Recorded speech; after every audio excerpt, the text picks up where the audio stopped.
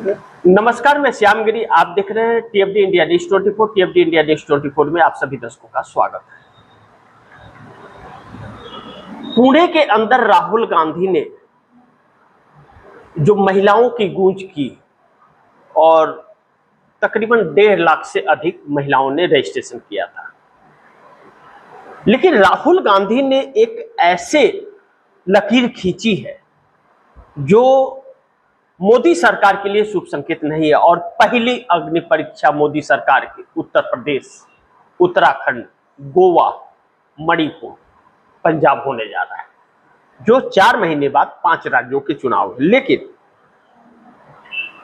इन राज्यों में भारतीय जनता पार्टी के लिए बहुत ही संघर्ष, और कहा जा रहा है कि 2024 में जो हाल हुआ था उत्तर प्रदेश के अंदर, उससे भी बुरे हाल में भारतीय जनता पार्टी जाने वाली है। यानी कि 2024 में 65 सीटों से 62 सीट थी लोकसभा की भारतीय जनता पार्टी के पास, और सहयोगी दलों को मिलाकर के 65 था। भारतीय जनता पार्टी 33 सीटों पर आकर के सिमट गई, 33।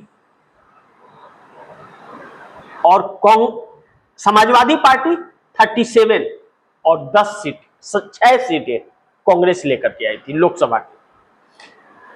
अब उत्तर प्रदेश विधानसभा चुनाव जो 403 सीटों पर होना है, अब कहा जा रहा है कि भारतीय जनता पार्टी का पूरा सुपड़ा साफ होने की उम्मीदें बताई जा रही है।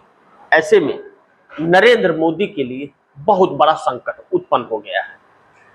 एक तरफ दिल्ली की सरकार बचानी मुश्किल है, और दूसरी तरफ उत्तर प्रदेश की हार भारतीय जनता पार्टी के लिए कितना बड़ा संकट पैदा कर रहा है, और नरेंद्र मोदी के लिए।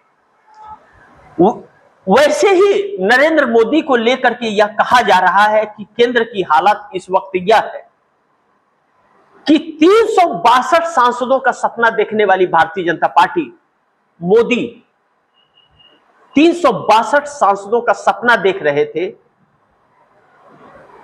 लेकिन जो एक नॉर्मल बहुमत का आंकड़ा 272 होता है ना, 272 सांसद भी तो छोड़िए, 240 सांसद भी नरेंद्र मोदी के साथ हैं, या 240 सांसदों का समर्थन भी नहीं मिल रहा है मोदी को। जिस व्यक्ति को घर से समर्थन न मिल रहा हो, बाहर क्या खाक मिलेगा।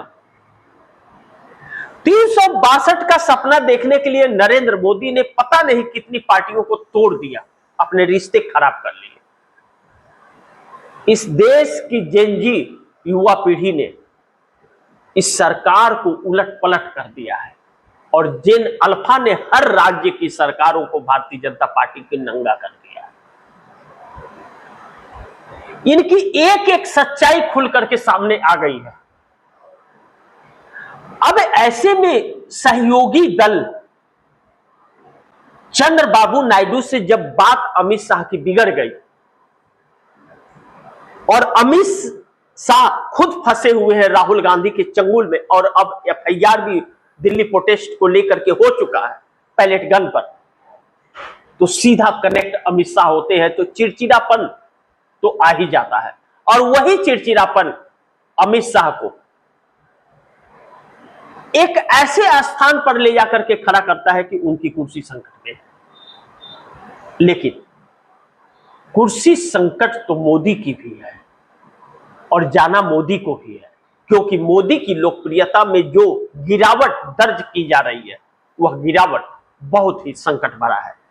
अब ऐसे में जब पोल ट्रैकर का सर्वे साफ तौर पर इंडिया गठबंधन को एज देता है और कहता है कि 280 से 300 सीटें इंडिया गठबंधन लेकर के आएगा, और एनडीए गठबंधन 240 पर आकर के सिमट जाएगा, तो फिर मोदी की नींद उड़नी लाजमी है कि सत्ता जा रही है। इसका मतलब राहुल गांधी की बात सही है कि सरकार जाने वाली है। अब इस बीच राम मंदिर के चंदा चोरी का मामला उत्तर प्रदेश के हर एक गांव और शहर, घर घर तक जब पहुंच रहा है, और लोगों का उससे दिल जुड़ा हुआ है एक आस्था से, और जिस आस्था के आड़ में यह सरकार लगातार वोट बटोर रही थी, नरेंद्र मोदी को भगवान से भी ऊंचा बताया जाने लगा। और जब ऐसी तस्वीरें आने लगी कि नरेंद्र मोदी के पैरों में श्री राम के तस्वीर को दिखाया जाने लगा, तो फिर इनकी असलियत सामने आ गई। राहुल गांधी ने जिस तरह से इनको पूरी तरह से बेपर्दा कर दिया, इनके पास न कोई तोड़ और न कोई इसका रास्ता मिल रहा है। ऐसे में अपने ही लोग 240 सांसद, जिसका जिक्र मैं कर रहा हूं कि 272 सांसद तो छोड़िए, 240 सांसदों का समर्थन भी नहीं मिल रहा मोदी को, जो यह 240 भारतीय जनता पार्टी के हैं, भाजपा के हैं। इन 240 सांसदों के नेता नरेंद्र मोदी कहे जाने चाहिए, लेकिन नरेंद्र मोदी नहीं कहे जा रहे। क्यों? क्योंकि संसदीय दल की बैठक ही नहीं हुई और नरेंद्र मोदी को उसमें नेता ही नहीं चुना गया। नरेंद्र मोदी ने अपने दबदबे से और हर किसी को डरा करके खुद को नेता बनाए रखा, नहीं तो 24 में नरेंद्र मोदी हटा दिए गए। लेकिन नरेंद्र मोदी और अमित शाह ने पार्टी पर जो अपना दबाव और शिकंजा रखा, वह शिकंजा अब खत्म हो गया है। पूरी तरह से लगाम हाथ से निकल चुका है, ब्रेक लग चुका है नरेंद्र मोदी के इरादों पर। अब नरेंद्र मोदी संघर्ष कर रहे हैं अपने आप को बचाने का, और इस देश का युवा संघर्ष कर रहा है अपने भविष्य को बचाने का, जिसके साथ नरेंद्र मोदी ने धोखा किया 2 करोड़ युवाओं को हर साल रोजगार देने की बात कर करके। महिलाएं अपने सम्मान की लड़ाई लड़ रही हैं, जिसको लेकर के पुणे में राहुल गांधी ने महिलाओं की गूंज की थी।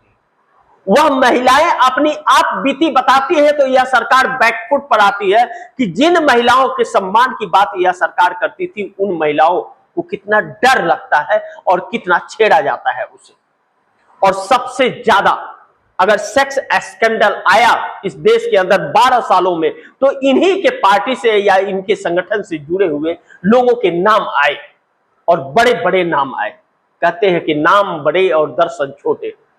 असलियत में जब पर्दा हटता है इनका, तो यह काली तस्वीरें देख करके लोग चौंक जाते हैं।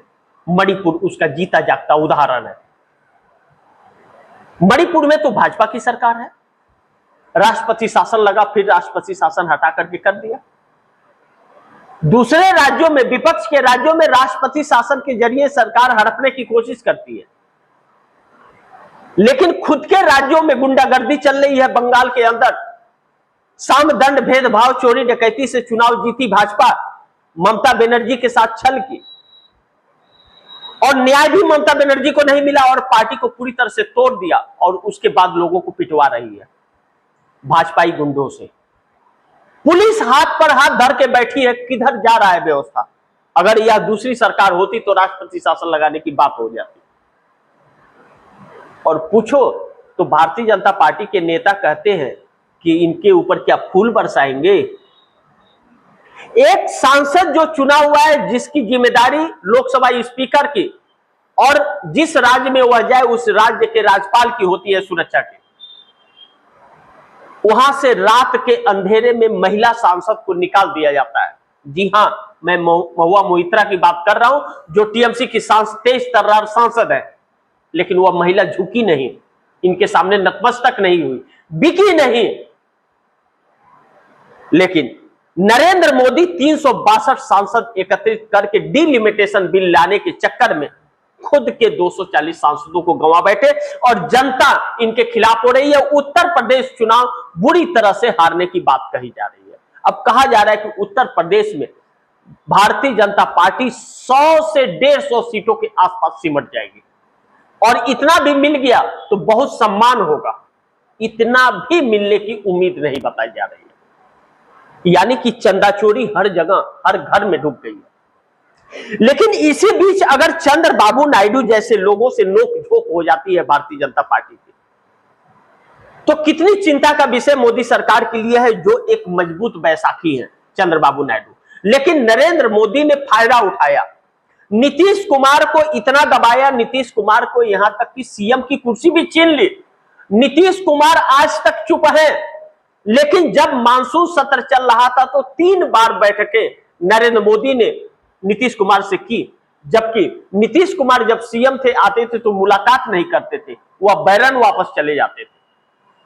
और वह प्रधानमंत्री जो मिलता नहीं था, वह प्रधानमंत्री 3 बार बैठक करता है संजय झा, ललन सिंह और नीतीश कुमार के साथ, और नीतीश कुमार एक ही बात तीनों बार कहते हैं, सीएम की कुर्सी वापस।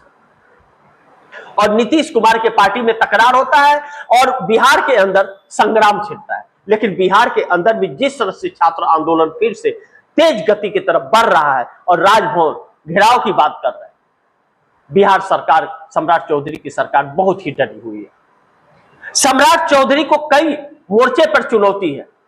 नीतीश कुमार के विधायक उनको समर्थन नहीं कर रहे हैं, उनके कार्यक्रमों से डिप्टी सीएम दूरी बना ले रहे हैं, छात्र आंदोलित हैं, महिलाएं गुस्से में हैं, आम जनता को रोजगार नहीं मिल रहा है। ऐसे में सम्राट चौधरी सरकार सामना जो कर रही है, जिस दिन नीतीश का मूड पलट गया या मस्तिष्क घूम गई, उस दिन सरकार गिर जाएगी। ऐसे में चंद्रबाबू नायडू के बेटे नारा लोकेश भी फंसे हुए हैं। पेपर लीक के मामले में वह शिक्षा मंत्री है, उनका इस्तीफा मांगा जा रहा है, और राहुल गांधी अमित शाह का इस्तीफा मांग रहे हैं। अमित शाह का इस्तीफा हो जाए या चंद्रबाबू नायडू मोदी का साथ छोड़ दे तो उनके बेटे का इस्तीफा रुक जाएगा। तब यह कह सकते हैं कि देखो आप, मैंने सरकार का साथ छोड़ दिया, समर्थन वापस ले लिया 16 सांसदों का, 2 पवन कल्याण का 18 सांसदों का समर्थन वापस ले लिया, कह सकते हैं, लेकिन कह नहीं पा रहे। क्यों? अभी भी अल्टीमेटम दे रहे हैं, लेकिन अब ऐसा प्रतीक हो रहा है, जो रवैया चंद्रबाबू नायडू का नजर आ रहा है और जिस तरह कांग्रेस से नजदीकियां बना रहे हैं, उससे यह लगता है कि चंद्रबाबू नायडू अब ज्यादा देर रहने वाले नहीं। लेकिन इसी बीच डीएमके के 22 सांसद और जिस तरह से शरद पवार के 8 सांसद मोदी सरकार के साथ आने वाले थे, और अमित शाह तमिलनाडु जाकर के स्टालिन से और महाराष्ट्र जाके शरद पवार से मिलकर के बातें कर रहे थे, या यह लोग मिलकर के बातें कर, अचानक यह पलट गए कि ना, आपके साथ जुड़ने से भी चुनाव हार जाएंगे, आपके साथ सही कानून पर भी समर्थन करने के बाद जनता में यही संदेश जाएगा कि हम बिक गए, हम आपके साथ नहीं आ सकते। बना बनाया काम चौपट हो गया। अब मोदी सरकार पूरे कैबिनेट को बदलना चाहती है। उत्तर प्रदेश उत्तराखंड के चुनाव को देखते हुए पूरे मंत्रिमंडल को चेंज करके एक युवा पीढ़ी को ला करके यह दिखाना चाहती है कि देखो हमने किया, एक प्रभाव छोड़ने के लिए। और अक्सर भारतीय जनता पार्टी ऐसा करती है कि जब बदनाम हो जाती है तो उस नेता को बदल देती है। उत्तर प्रदेश में 200 टिकट काटने के लिए और केंद्र में मंत्रिमंडल विस्तार के लिए। कौन मंत्री बनेगा यह तो वक्त बताएगा। 29 जून को मंत्रिमंडल विस्तार होना था, लेकिन छात्रों ने सारे उम्मीदों पर पानी फेर दिया और धर्मेंद्र प्रधान का इस्तीफा हो गया। अब कहा जा रहा है धर्मेंद्र प्रधान को कोई और मंत्रालय दिया जा सकता है, जबकि मंत्रिमंडल से उन्हें हटाने की बात हुई। अब राजनाथ सिंह और नितिन गडकरी जैसे लोगों का इस्तीफा। ऐसे में भारतीय जनता पार्टी के अंदर बगावत हो रही है, क्योंकि नरेंद्र मोदी के नाम पर चुनाव जीत नहीं सकते, या एग्जिट पोल भी कह रहे हैं और सी वोटर के सर्वे भी कह रहे हैं, और जनता के बीच जा नहीं सकते क्योंकि नरेंद्र मोदी ने छवि खराब कर ली है। और नरेंद्र मोदी जिस तरह से घोटाले में लिप्त होते जा रहे हैं और एक एक घोटाला खुल करके सामने आ रहा है। हिंदुत्व राम मंदिर ने छीन लिया और ऑपरेशन सिंदूर ने इनकी देशभक्ति छीन ली, और 2 करोड़ लोगों को रोजगार की बात करके युवा पीढ़ी को इन्होंने अपने से दूर कर दिया। महिलाओं को सुरक्षा देने के नाम पर महिलाओं को जो सताया, महिलाएं अलग हो गई। अब यह इस देश की 60% की आबादी राहुल गांधी के साथ खड़ी हो रही है। ऐसे में नरेंद्र मोदी के साथ भारतीय जनता पार्टी के अंदर ही एक बहुत बड़ा, जिस तरह से तूफान कह रहे वह इकट्ठा हो रहा है। वह तूफान जिस दिन फटा, भगदड़ मच जाएगी भारतीय जनता पार्टी में। अब इन सब के बीच आरएसएस के ऊपर भी प्रेशर पड़ रहा है। आरएसएस के ऊपर प्रेशर वह दे रहे हैं जो अटल बिहारी वाजपेयी के सिद्धांतों पर चलते हैं, जो नरेंद्र मोदी से सहमत नहीं है। अगर नरेंद्र मोदी अब और ज्यादा दिन रहे तो पार्टी का अस्तित्व खत्म हो जाएगा, जनसंघ वाला हालात आ जाएगा। इस तरह का सांसद लेकर के बात मोहन भागवत तक जा रहे हैं कि आप इन चेहरों को जल्दी बदलिए। एडवोकेट सुब्रमण्यम स्वामी कहते थे कि इस प्रधानमंत्री का चेहरा जल्द बदल दो वरना यह देश बेच डालेगा। भारतीय जनता पार्टी के नेता थे। मुरली मनोहर जोशी इनके ऊपर सवाल खड़े किए। यशवंत सिन्हा जो वित्त मंत्री रह चुके, उन्होंने सवाल खड़ा किया, जो अटल बिहारी वाजपेयी के वक्त वित्त मंत्री थे। लेकिन न आरएसएस की हिम्मत हुई और न ही भारतीय जनता पार्टी के अंदर। लेकिन अब जैसे जैसे जनाधार जा रहा है और मोदी साहब फंस रहे हैं, तो अंदर से आवाजें गूंजनी शुरू हो गई है और आरएसएस भी विकल्प तलाशने लगा है। राहुल गांधी ने अपने एक कार्यक्रम में कहा कि प्रधानमंत्री का विकल्प तलाशा जा रहा है, चेहरा ढूंढा जा रहा है, प्रधानमंत्री का इस्तीफा होने वाला है। यह इस देश का लीडर ऑफ अपोजिशन ने कहा। लीडर ऑफ अपोजिशन के बयान के बाद भारतीय जनता पार्टी के अंदर हड़कंप बढ़ गया। सरकार बैकफुट पर है, मोदी का हर हथकंडा फेल हो रहा है, ब्यूरोक्रेसी इनका साथ छोड़ रहा है, लीडर ऑफ अपोजिशन के साथ देता हुआ नजर आ रहा है। राहुल गांधी कहते हैं कि पीएमओ से हमें इंफॉर्मेशन मिलती है। बच्चे अब इनकी नहीं सुन रहे। पहले प्रधानमंत्री हो गए कि बच्चे इनका जो छिछलेदर मचा रखे हैं, किसी और प्रधानमंत्री का कभी विश्व में नहीं सुना होगा आप लोगों ने। बच्चे अब यहां तक जब कहने लगे कि 56 इंच का छोटा बंदर, बाल नरेंद्र, बाल नरेंद्र। और बच्चों ने तो नारा दिया था जंतर मंतर पर कि सरफरोशी की तमन्ना अब हमारे दिल में है, देखना है जोड़ कितना बाजुए कातिल में है, और इनका मजाक बना दिया। पहले प्रधानमंत्री है, लेकिन उससे भी सीख लेने की कोशिश ने उसके बाद अपने गुंडों से उन लोगों को प्रताड़ित करवाया। इससे गुस्सा और भड़का है। एक बार फिर बहुत जल्द छात्र आंदोलन बहुत भारी पैमाने पर होने की उम्मीद बताई जा रही है, जिसको यह सरकार झेल नहीं पाएगी। और 4 महीने ही बचे हैं 5 राज्यों के चुनाव के अंदर। ऐसे में मोदी सरकार और कितने दिन रहेगी, यह देखना बड़ी महत्वपूर्ण होगा। लेकिन दूसरी तरफ एक बहुत महत्वपूर्ण यह रहा कि डीएमके के साथ मोदी की साठगांठ, जो 22 सांसदों का चक्कर चल रहा था, वह उल्टा पड़ गया। जो इसके लिए भारतीय जनता पार्टी बैकफुट पर आ गई। लेकिन चंपत राय ने खत लिखकर नृपेंद्र मिश्रा को चंदाचोरी में जो फंसाया है, और नरेंद्र मोदी की बड़ी विश्वसनीय अधिकारी हैं, इन सब का हाथ रहा चंदाचोरी में। यानी कि भारतीय जनता पार्टी के लोग ही भारतीय जनता पार्टी का खेल बिगाड़ रहे हैं। केंद्र को राज्य सरकार फंसा रही है और राज्य सरकार को केंद्र सरकार। एक दूसरे के रोप प्रत्यारोप के अंदर आकर के यह लोग अपना ही पोल पट्टी खोल दे रहे हैं।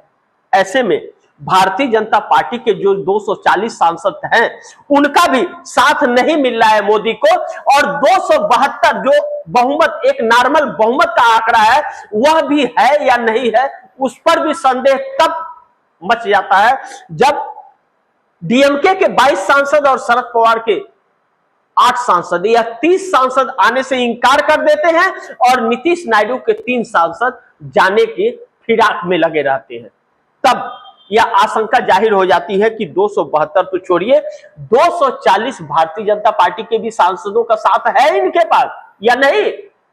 तो आकलन अगर आप अच्छा से कीजिए और मंत्रियों के तकरार को देखिए, तो आपको लगेगा कि 240 सांसदों का साथ मोदी को नहीं मिल रहा है, और आने वाले दिन में मोदी की उल्टी गिनती शुरू हो रही है।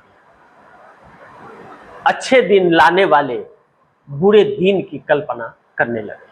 बाकी आप दर्शक क्या सोचते हैं, आप दर्शकों की क्या राय है, क्या सुझाव है, कमेंट बॉक्स में जरूर दीजिएगा। इस खबर को ज्यादा से ज्यादा शेयर कीजिए, अपने दोस्तों को भी कहिए आगे शेयर करें। और आपने टीएफडी इंडिया न्यूज़ 24 को सब्सक्राइब नहीं किया, सब्सक्राइब कर लीजिए, अपने दोस्तों को भी कहिएगा सब्सक्राइब करें। मिलते हैं अगली खबर के साथ, तब तक के लिए नमस्कार।